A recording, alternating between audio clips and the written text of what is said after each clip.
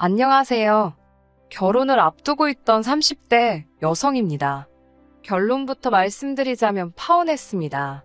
그런데 파혼 이유가 너무 어이가 없어서 어디다 속 시원히 말도 못했습니다.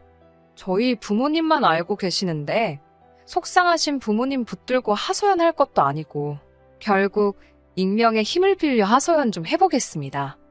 저는 대학교를 졸업하자마자 사람들이 한 번쯤 들어봤을 법한 대기업에 들어갔습니다. 사실 부모님께선 제가 대학원에 가길 바라셨지만 제가 솔직히 공부에 크게 뜻이 있던 건 아니었거든요. 뿐만 아니라 그동안 저를 키우고 가르치시느라 고생하신 부모님께 더 이상은 손을 벌리고 싶지 않았던 것도 있어요. 그저 하루빨리 그 깊은 은혜에 보답해드리고 싶은 마음이 컸지요. 게다가 저희 집이 부족하진 않았지만 그렇다고 경제적으로 풍족한 상황도 아니었습니다.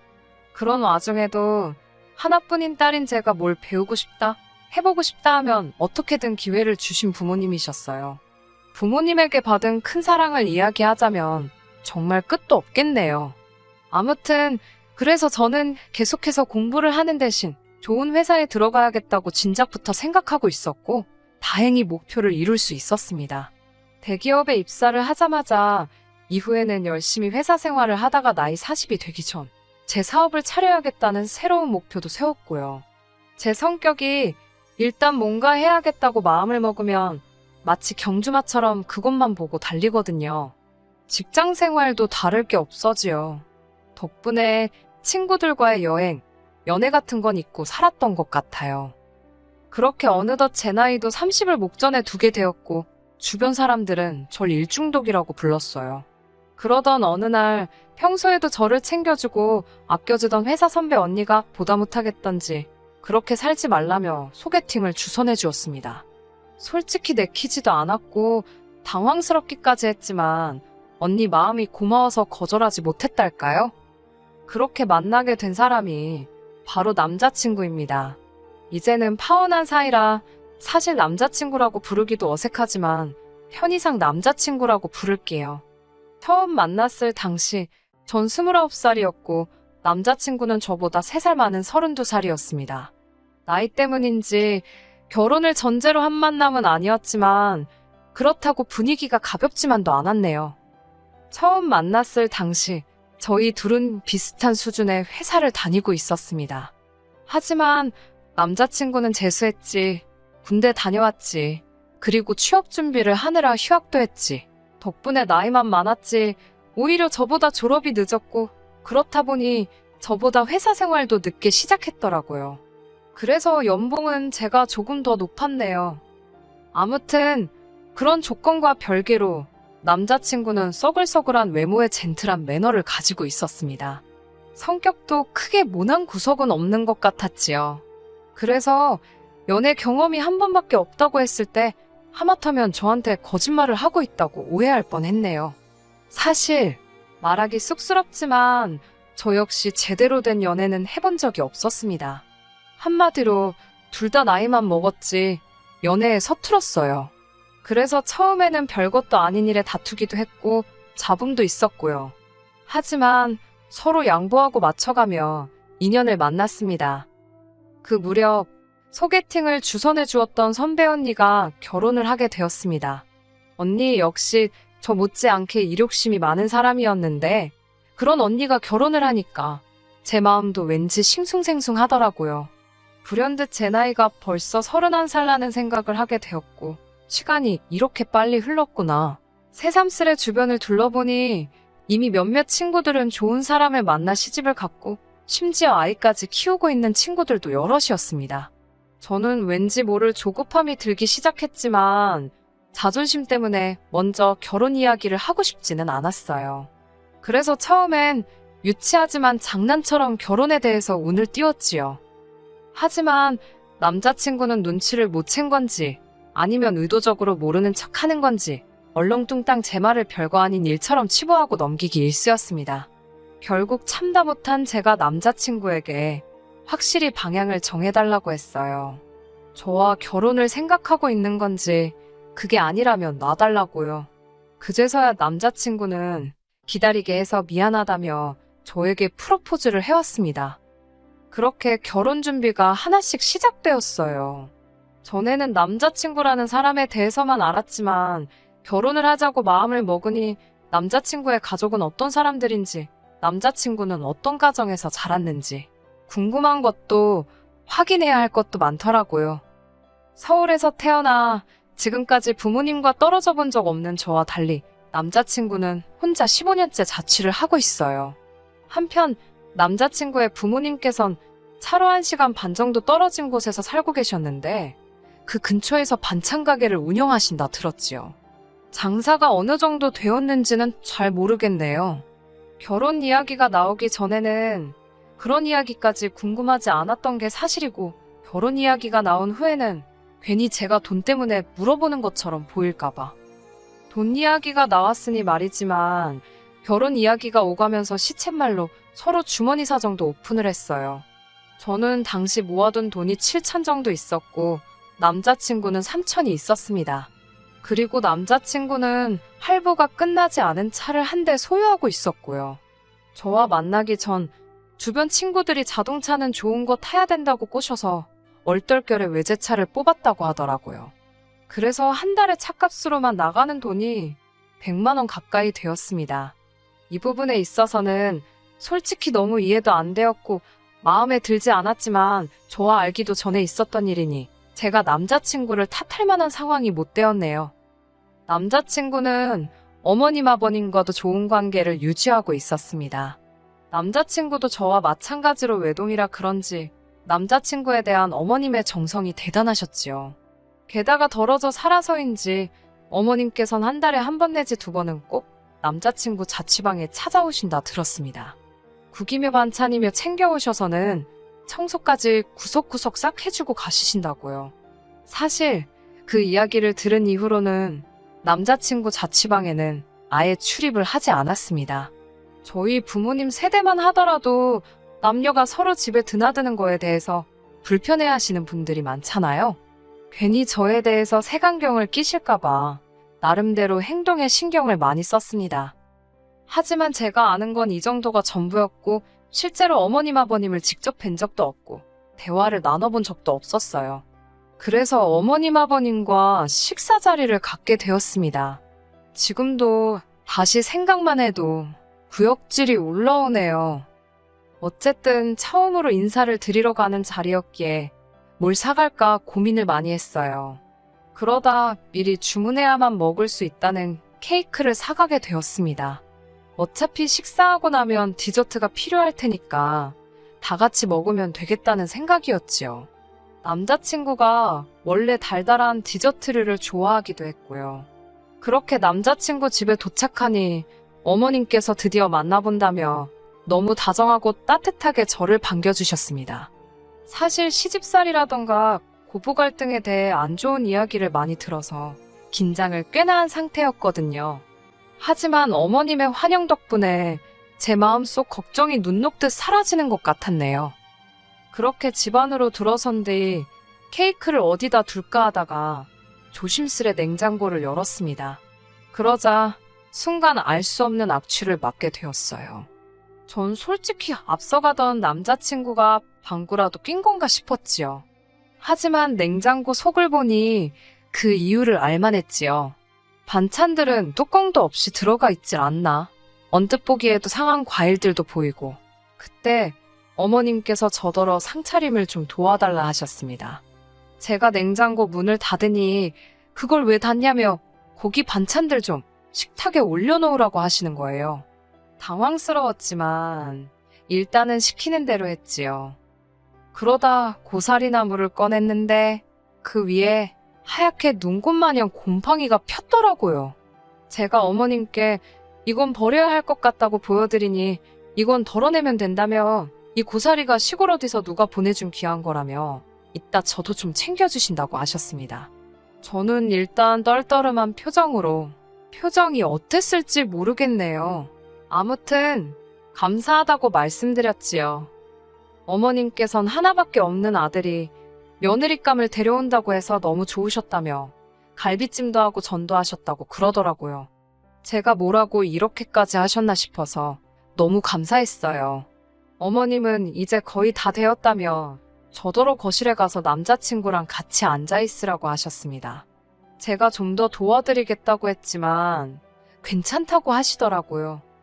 그리고 비로소 긴장이 좀 풀리면서 남자친구의 집을 둘러보게 되었습니다.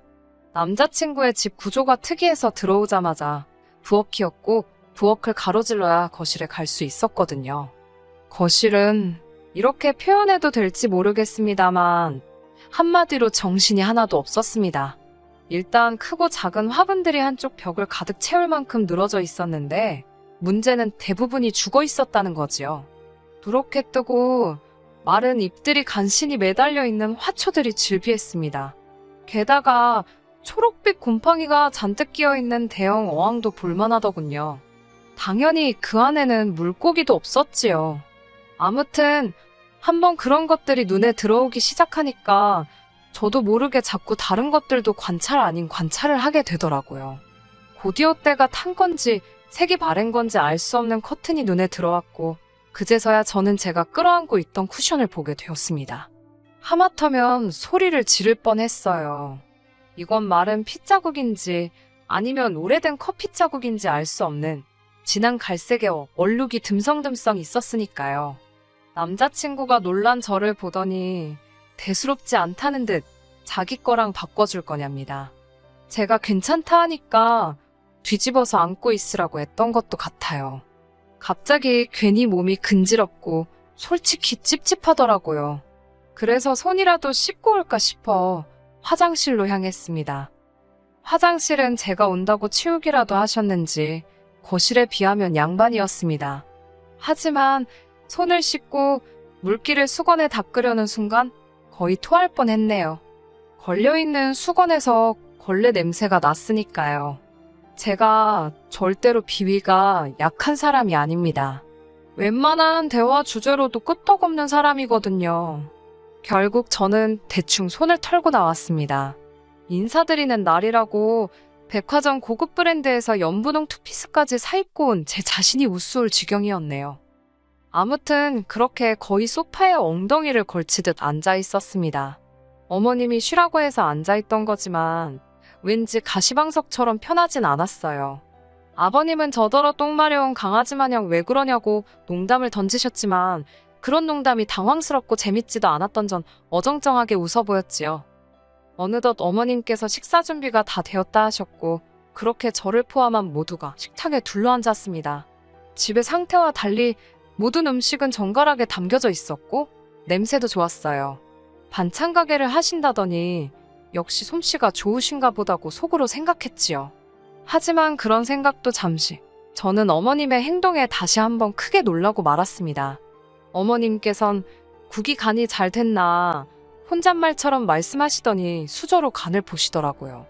좀 싱겁다 하시더니 맛소금을 어머님 입에 넣으셨던 수저에 덜어서 그대로 국이 들어있는 냄비로 직행이었습니다. 어머님께선 당신 입으로 쪽 빨았던 수저로 온 가족이 먹어야 할 국을 휘휘 젓고 계셨지요. 아버님이나 남자친구는 익숙해서 그런지 별로 놀란 기색이 아니었지만 저는 어쨌든 남이잖아요. 비위가 너무 상하더라고요. 하지만 저도 남자친구와 결혼을 하고 싶어서 인사를 드리러 온 입장인데 정색을 할 수도 없고 그렇다고 어머님께 뭐라 할 수도 없어서 그냥 아무 말도 못했습니다. 식탁에는 갈비찜이 있었는데 아버님은 며느리감 온다고 네 엄마가 큰돈 썼다면서 모처럼 갈비 뜯게 생겼다고 좋아하시더라고요. 괜히 무안하기도 했지만 정말 저 때문에 신경을 써주셨나 싶어서 비위가 상한 것과는 별개로 기분이 좋더라고요. 그런데 아버님께선 갈비찜을 정말 공격적인 속도로 드셨습니다. 문제는 다 드시고 남 뼈 있잖아요. 그 뼈를 뭐 당신 옆에다 두시거나 빈 접시에 놓으시는 게 아니고 원래 갈비찜이 담겨져 있던 그릇에 다시 넣으시는 거예요. 아직 거기엔 손도 안 댄 갈비찜이 많았는데 거기에 당신이 쪽쪽 빨아 드신 뼈다귀를 도로 가져다 놓으셨다는 얘기입니다. 저는 처음엔 설마 잘못 두셨나 하고 생각했어요. 하지만 그게 아니었지요. 몇 번이고 너무나 당연하다는 듯이 그리고 심지어 남자친구도 아버님과 똑같은 짓을 하더라고요. 제가 놀라서 작은 목소리로 그걸 왜 거기다 놓냐고 한쪽에 따로 두라고 했습니다. 그러자 남자친구가 우린 원래 여기다 놓는데? 그러는 거예요. 어머님도 저더러 너도 그 뼈 식탁에 놓지 마라고 괜히 식탁 닦아야 된다고 그러셨습니다. 정말이지 각자 입에서 나왔다 들어갔다를 반복했던 뼈가 다시 고기가 들어있던 접시에 담기는 걸 한번 상상해 보세요. 정말 식욕이 뚝 떨어졌어요. 그래도 당장이라도 토해버리고 싶은 걸 억지로 참고 어머님이 휘휘 저어 떠주신 국물하고 간신히 밥을 삼켰네요. 그러자 어머님께선 왜 이렇게 못 먹냐며 손수 고기를 발라 제 수저 위에 올려주셨습니다. 어쩔 수 없이 어거지로 한 입을 먹었는데 어머님이 고기가 부족한 것 같다며 뼈다귀로 가득한 접시를 들고 가시더니 다시 그 위에 갈비찜을 채워오셨지요. 하지만 이런 문제로 제가 파혼을 한 건 아닙니다. 솔직히 집안마다 가풍도 다르고 환경도 다르니 제가 어느 정도는 이해를 해야 한다고 생각했어요. 하지만 이건 가풍이나 문화가 아니라 상식을 벗어난 일이잖아요. 게다가 구역질이 날 법한 일은 여기서 끝나지 않았습니다. 모두가 식사를 마치자 어머님께선 반찬통 하나를 꺼내 남은 반찬을 전부 모아 담으셨지요. 먹다 남은 반찬이요. 그때만 해도 전 솔직히 어머님이 음식물 쓰레기 모으시는 줄 알았네요. 아버님께선 제가 사온 케이크 맛 좀 보자고 하시며 거실에서 2차로 디저트를 먹자고 케이크를 꺼내오셨습니다. 제가 부엌에 접시를 가지러 가려니까 어머님께서 접시를 못하러 쓰냐고 설거지거리만 늘어난다며 대충 먹자고 하셨어요. 떨떠름했지만 유난 떤다 소리 들을까봐 네 하고 자리에 앉았습니다. 케이크를 꺼내니 아버님께선 당신은 이 크림이 그렇게 좋다며 당신 수저로 크림만 떠드시기 시작하셨습니다. 문제는 잘라서 당신이 드실 부분만 건드시는 게 아니라 케이크 한 판을 다 그렇게 훑어드시는 게 아니겠어요?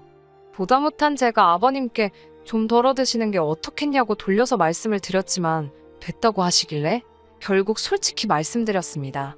아버님 침이 여기저기 다 묻어서 다른 식구들은 어떻게 먹냐고요. 웃으며 농담처럼 말씀드리니 아버님도 막 웃으시면서 당신 침은 로얄 젤리랍니다. 그러면서 저더러 한 숟갈 줄까? 그러시며 막 당신 수저에 침 뱉는 신용을 내셨다니까요. 그 꼴을 보고 전 더는 구역질을 참지 못했고 순간 분위기가 아주 싸해졌습니다. 결국 제가 죄송하다고 먼저 가보겠다며 자리를 일어섰는데 어머님이 아까 남은 반찬을 쌌던 반찬통을 제 손에 들려주시며 집에 가져가서 고추장 넣고 비벼 먹으랍니다. 저는 어이가 없어서 됐다고 말씀드리고 그대로 집을 나왔네요. 밖에 나와 찬바람을 쐬니 속이 좀 가라앉는 것 같기도 했고 이제 슬슬 큰 길로 나가 택시를 잡으려고 했는데 남자친구가 뒤따라 나왔더라고요. 손엔 그 짬밥통을 챙겨 들고 말이지요. 전 남자친구가 제가 걱정이 돼서 나온 줄 알고 괜찮다고 했는데 자세히 보니 남자친구 표정이 울그락불그락 장난이 아니었습니다. 저더러 지금 이게 무슨 행동이냐고 다짜고짜 소리를 지르길래 저도 황당해서 아니 오빠야말로 왜 소리를 지르냐고 받아쳤어요. 그러자 남자친구는 누가 됐건 자기 부모님한테 무례한 건 못 참는답니다. 어이가 없어서 내가 무례하긴 뭘 무례했냐고 솔직히 너무 비위생적이고 비상식적이라 참다 못 참고 뛰어나온 건데 오빠 눈엔 저게 정상으로 보이냐고 물었습니다. 그러자 남자친구가 한다는 말이 한 집안 식구들끼리 뭐가 비위생적이냐며 아주 악다구니를 쓰더라고요. 아니 전 솔직히 말해서 남자친구가 왜 그렇게 격분을 한 건지 파혼한 지금도 이해가 안 됩니다. 차라리 남자친구가 자기 부모님이 절 너무 편하게 생각하셔서 실수를 하신 것 같다 미안하다라고 말했으면 저도 내가 좀 더 참았어야 하는데 어른들이 민망하진 않으셨을지 걱정이다는 식으로 대화가 마무리되지 않았을까 싶거든요. 하지만 남자친구는 미안하다는 말은커녕 저더러 왜 자기 엄마가 싸준 반찬은 안 가져가냐며 왜 자기 부모님을 무시하냐고 계속해서 억지를 쓰더라니까요. 결국 저도 막판엔 그걸 더러워서 어떻게 먹냐고 오빠나 먹으라고 했습니다. 그러자 어머님 반찬 가게 오시는 손님들은 돈 주고 사 먹고 없어서 못 먹는다며 저더러 꼴값 떨지 말랍니다. 도저히 들을 생각도 없고 논리도 안 통하는 인간한테 떠들어봤자 나만 손해다 싶어서 그래 많이 팔아먹으라고 덕담 한마디 해주고 뒤도 안 돌아보고 집에 왔네요. 제가 이렇게 파혼을 했으니 도대체 어디 가서 이야기를 할 수 있겠어요? 이건 뭐 본격적으로 혼수 예단 이야기를 하다 틀어진 것도 아니고 시부모님 되실 분들은 상식이 없으셨고 아들은 재수가 없었다고 해야 하는 건지. 파혼 결정은 제가 일방적으로 했고 그래서 한동안 남자친구에게 연락이 오긴 했었어요. 일평생 그렇게 살아오신 어른들을 바꾸려 들지 말라나, 옛날에는 다 그렇게 손으로 나눠 먹고 했어도 그게 정이다 생각하고 살았다나, 자기 부모님은 정이 많은 분들이라 그렇다나 별의별 개소리를 다 하던데 그냥 깔끔하게 무시했더니 이제 연락은 없네요. 솔직히 제 인연이 아까워 미치겠습니다. 그렇다고 원망만 하며 시간을 보내기엔 제 인생이 아까워서 오늘 이렇게 마지막으로 털어놓고 더는 기억하지 않으려고 합니다. 똥 밟은 셈 치려고요. 끝까지 들어주셔서 감사합니다. 오늘의 사연은 여기까지입니다. 구독과 좋아요, 알람 설정 부탁드리고 더 좋은 사연으로 다시 찾아뵙겠습니다. 감사합니다.